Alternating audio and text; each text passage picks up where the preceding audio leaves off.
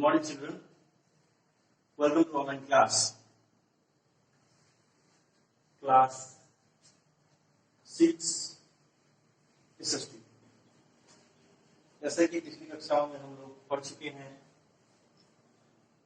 SST में history के बारे में, फिर से ज्योग्राफी के बारे में, और आज जो हम पढ़ने जा रहे हैं ये आपका पार्ट सेकेंड है, जो कि चैप्टर 23 से लिया गया है।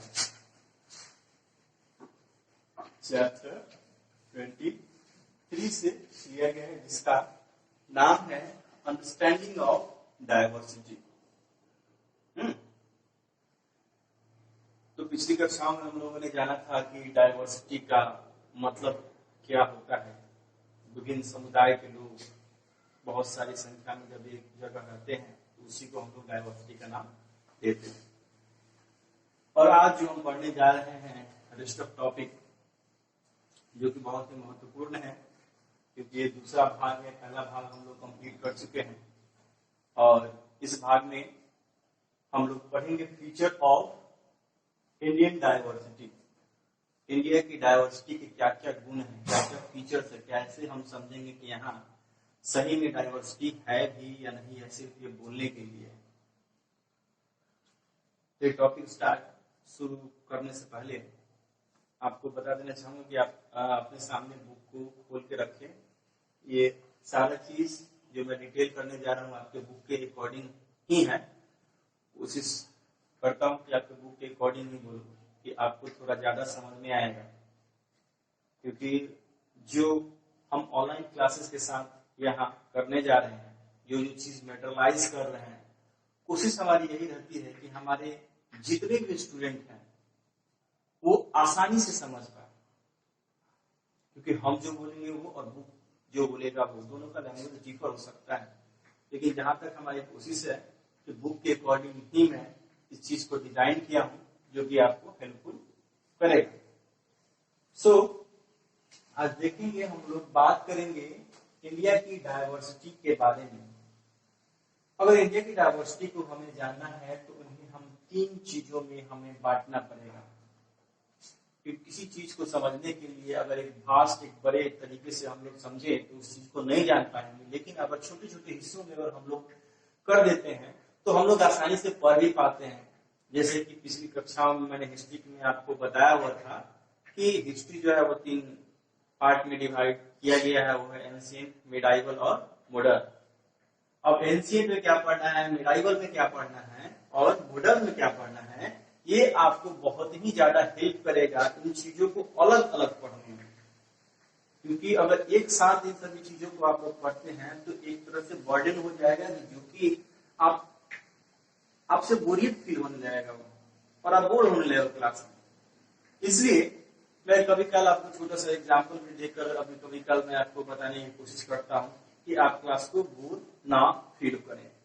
नाउ जब हम बात करेंगे तो पहला, जब हम तीन भागों में इसको बांटने की कोशिश किए हैं और जो बांटे हैं वो है आपका सोशल,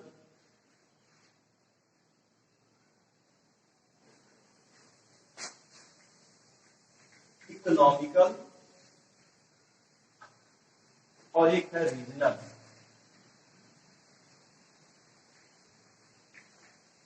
इन तीनों चीज पर आज हम लोग बात करेंगे। आज सबसे पहला हमारे पास एक टॉपिक है, क्या, social diversity. What do you mean by the social diversity? हमारा सामाजिक डाइवर्सिटी में क्या है?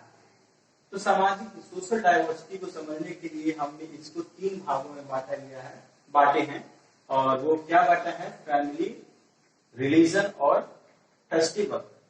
इस सोशल डाइवर्सिटी को समझने के लिए हम तीनों चीजों को समझना जरूरी है। देखिए, हम अच्छी तरह से जान रहे हैं प्रारंभ से। From the ancient time, we know very well that our society become divided into some several caste, subcaste, and that was to be identified on the peoples to which related the caste, and time by time they know the systems and they follow the system and because of that they treated very badly.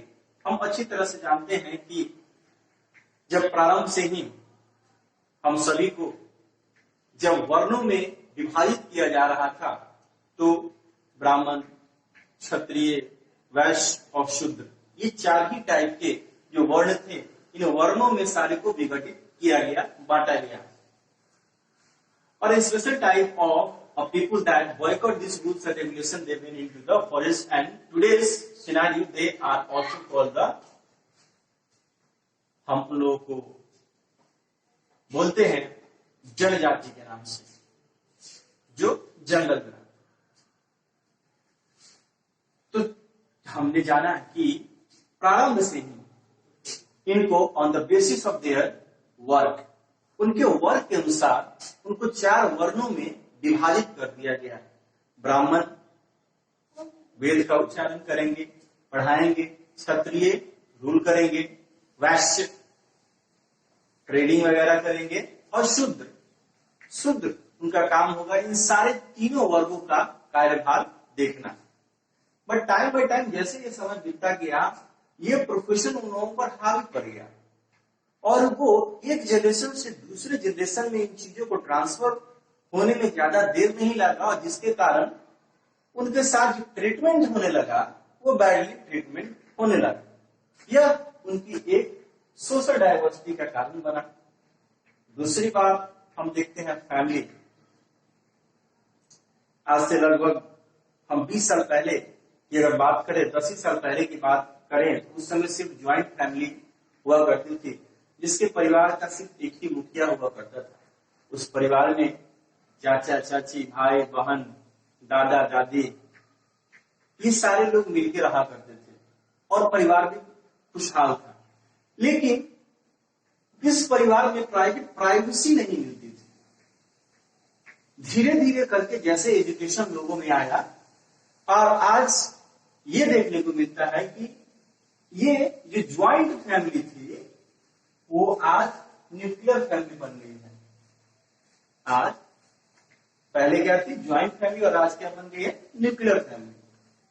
तो इस family के basis पर हम social diversity को जान सकते हैं. Religion time by time, जैसे कि हम लोगों ने पहले ही क्लास में पढ़ा है, there are lots of rulers, they made their kingdoms, they spread their kingdoms, and because of that India was influenced by such kind of a several diversity. जैसे जैसे समय बीतता गया, प्रारंभ से ही दूसरी दूसरी सभ्यताओं के लोग, दूसरी दूसरी जगहों के लोग, दूसरे समुदाय के लोगों ने इस भारत जैसे बड़े भूभाग पर अपना राज किया, जिसके कारण उनकी जो रिलीजन हमारे सामने है, उनकी जो भाषाएं सामने आए, उनकी जो लिपियां सामने आए, उनके जो बात करने का तरीका आया, उनके जो त्योहार जो मनाते थे, ये सभी सारे चीज सामने आए. और त्योहार में जैसा कि सभी आप लोग जानते हैं, आपके जैसे ईद है, छठ है, ये सारे फेस्टिवल जो है वह मनाए जाते हैं. ये भी कारण जो है वह रिलीजन का है. और on the basis of festival, देखिए फेस्टिवल हमारे स्टेट में, हमारे जो कंट्री है, डिफरेंट सारे जो स्टेट्स है उसमें डिफरेंट जो है वो मनाए जाते हैं. जैसे कि आप बिहू देख लीजिए, ओणम देख लीजिए. ये बिहू ओणम जैसे फेस्टिवल डिफरेंट जगह पे, पर्टिकुलर जगह पे मनाए जाते हैं. अभी सारे जितने सारे जो कोस्टल एरिया है, उनके इतने सारे डिफरेंट जो फेस्टिवल है, वो एक प्रमुख उसी राज्य में मनाए जाते हैं, न कि पूरे देश में. तो इससे भी ये हमारी डाइवर्सिटी जो है वो सोशल डाइवर्सिटी आसानी से जो है वो जाना जा सकता. अब बारी आती है हमारी, जो हम लोगों ने फैमिली को क्लियर कर लिया, रिलीजन को क्लियर कर लिया, फिर फेस्टिवल को क्लियर कर लिया. अब दूसरी बारी हमारी आती है इकोनॉमिक डाइवर्सिटी. अब आखिरकार इकोनॉमिक डाइवर्सिटी क्या है? देखिए, इकोनॉमिक डाइवर्सिटी को समझने के लिए सबसे पहले हमें देखना होगा इकोनॉमिक मतलब अर्थ यानी पैसे. भारत एक बहुत ही बड़ा देश है जिसमें बहुत सारे समुदाय के लोग रहते हैं. इनमें ऐसे ऐसे लोग भी हैं जहां के लोगों के एक दिन के खाने का खर्चा, एक दिन का खाने का खर्चा है वो हमारे परिवार का साल भर का खर्चा है। इतना जो गैपिंग है, इकोनॉमिक डिफरेंसेस है, ये इसी चीज को दर्शाता गया है। टाइम बाय टाइम सरकार ने हमारे इस चीजों को करने का भी बीड़ा उठाया और समय समय पर जैसे मनरेगा वगैरह जैसे प्रोग्राम को चलाकर हम लोगों ने इस चीज को देखा और जाना, और सर्वे के द्वारा हमें पता लगाया कि विभिन्न सूची में इन लोगों को बांटा गया है, जैसे बीपीएल सूची और आपका एपीएल सूची। बीपीएल मतलब बिलो पॉवर्टी लेवल और एपीएल मतलब एबव पॉवर्टी लेवल। अब बिलो पॉवर्टी लेवल के जितने सारे जो लोग होते हैं वो उनका जो जीवन होता है, सारा जीवन सिर्फ बेसिक नीड्स को पूरा करने में लग जाता है। अब जैसे कि हमारी जो अभी कोविड-19 जैसी जो बीमारी अभी हमारे पूरे विश्व में चल रही है, आप देख सकते हैं कि लोग कितना, जो लोअर कैटेगरीज के लोग हैं उनके लिए बहुत सारे प्रोग्राम चलाए गए हैं। उन लोगों को खाना मुहैया कराया जा रहा है, शेल्टर मुहैया कराया जा रहा है। फिर भी वो लोग जो है अपने आप को किस तरह से स्टेबल किए गया है, ये अपने आप में काबिल तारीफ है। सरकार ने बहुत सारे अथक प्रयास भी किए हैं इसमें। तो इन लोगों की जो सारी जो जीवन है, पूरी जीवन बस रोटी कपड़ा मकान और तीन चीज में पूरा जीवन व्यतीत हो जाता है। दूसरी तरफ की अगर चीजें अगर देखा जाए तो वो इन्वेस्टमेंट, ये बड़े कैटेगरीज के जितने सारे जो लोग होते हैं वो बहुत ही ज्यादा पैसे इन्वेस्टमेंट करते हैं और इसी इन्वेस्टमेंट के कारण बहुत ज्यादा उनको गेन भी मिलता है। कहने का मतलब ये है कि higher expenses higher profit higher gain. अगर पैसे खर्च कर रहे हैं, जैसे एग्जाम्पल के लिए अगर बता दिया जाए, जैसे कि हम लोग ही अभी देखिए स्कूल ही चला रहे हैं, तो स्कूल में एक डायरेक्टर है और डायरेक्टर ने एक प्रिंसिपल को रखा और प्रिंसिपल के नीचे लगभग 20-30 शिक्षक काम कर रहे हैं। अगर सिर्फ एक डायरेक्टर चाहे कि इस स्कूल को चला ले तो क्या यह पॉसिबल है? बिल्कुल नहीं पॉसिबल है, क्योंकि आपके यहाँ कम से कम 20 या 25 कक्षाएं अगर संचालित हो रही हैं, चल रही हैं, तो उनके लिए 25 शिक्षक का होना जरूरी है। यानी कि अगर डायरेक्टर साहब कहीं ना कहीं अगर होंगे तो फिर भी उनका काम हर समय चल रहा हो। अगर एक टीचर अगर 6 घंटा अगर इस स्कूल को दे रहा है तो 20 टीचर्स अगर मिल जाएंगे तो 120 आवर्स दे रहे हैं स्कूल को। तो कहने का मतलब यह है कि इन्वेस्टमेंट जितना ही आप ज्यादा करोगे, गेन आपको उतना ही ज्यादा मिलेगा। नाउ दूसरा है रिलीजन डाइवर्सिटी। एक ज्योग्राफिकल कंडीशन और historical, history and geography both are the two vital important factors that play important role in the understanding of the regional diversity। हम अच्छी तरह से जानते हैं कि प्रारंभ से ही हमारे जो भौगोलिक क्षेत्र है वो अलग अलग थे। पहले हमारा भूटान, नेपाल, पाकिस्तान, बांग्लादेश वगैरह जितने सारी जो जगह थे वो एक ही सब कॉन्टिनेंट जो है वो एक ही नाम से ये सभी जाने जाते थे, लेकिन आज ये सभी अलग हैं। और जो नेचुरल बैरियर्स हैं हमारे, जैसे कि हमारा हिमालय हो गया, गंगा बेसिन हो गया, कोस्टल एरिया हो गया, ये सभी सारा चीज प्रारंभ से इन्फ्लुएंस है। और हम देखते हैं कि नॉर्थ साइड में हमारा शुरू से ही मुगल एम्पायर का चलता है। नॉर्थन साउथ रीजन में आप देख लीजिए कि राजपूतों का चला, फिर चोलास का चला।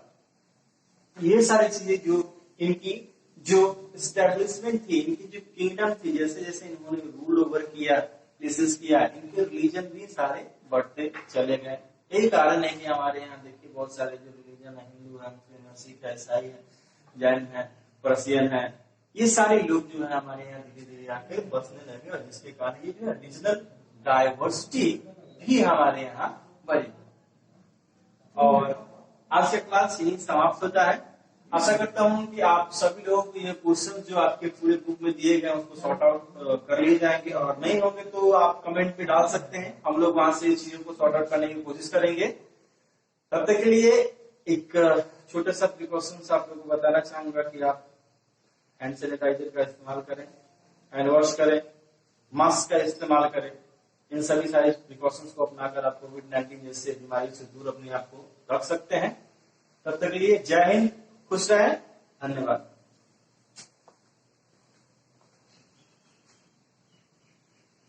सर जल्दी से